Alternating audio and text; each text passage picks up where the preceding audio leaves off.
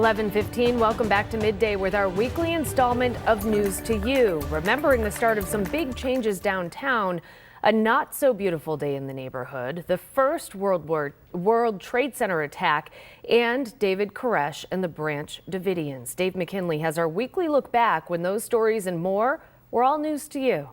10 years ago this week when Luna the polar bear was but a wee cub, making her initial appearance to an adoring public at the Buffalo Zoo, ground was broken on the Harbor Center at what used to be the Webster Block downtown, while high above, Buffalo's tallest building with the loss of its three largest tenants was suddenly 90% vacant, and the first of the above-ground boarding platforms for the Metro Rail was being removed in an initial step toward returning cars to Main Street this week in 2013. 20 years ago this week, your eyes are not playing tricks on you, though it paled in comparison to the one in New Orleans. Buffalo used to actually hold a Mardi Gras parade. It's about time they brought it to Buffalo. Meanwhile, online bookmakers are taking your bets on when the U.S. will attack Iraq down to the very minute. It's unfortunate, in my opinion, that they're doing that. Oh, yeah, that's definitely tacky. Tacky, really? Perhaps tackier, the rebooted version of Let's Make a Deal, which launched in primetime, was canceled after just 3 episodes due to dismal ratings.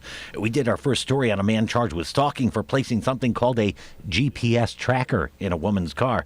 Buffalo police and the city came to an agreement on a new labor deal, which spelled the end to 2 cops in a car. You could still fly on the Concorde, but for not much longer. Oh, and we lost Fred Rogers at the age of 74, and somehow the neighborhood just hasn't been the same since his passing this week in 2003. 30 years ago this week, we lost Albert Sabin. Albert Sabin, you asked? No, I ask. This week's News to You pop quiz, which is, who was Albert Sabin and what was his major contribution to 20th century medicine? And if you're willing to take a shot, I'll give you a hint by saying you didn't need to take a shot. Far less trivial, though, were 2 major national news stories that were breaking. From NBC News, terror hits home.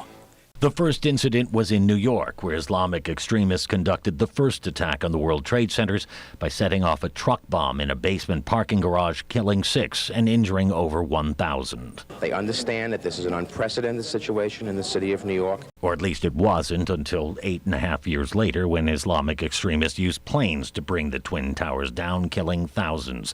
And then that same week, 4 ATF agents were killed when attempting to execute a search warrant at a religious cult's compound in Waco, Texas.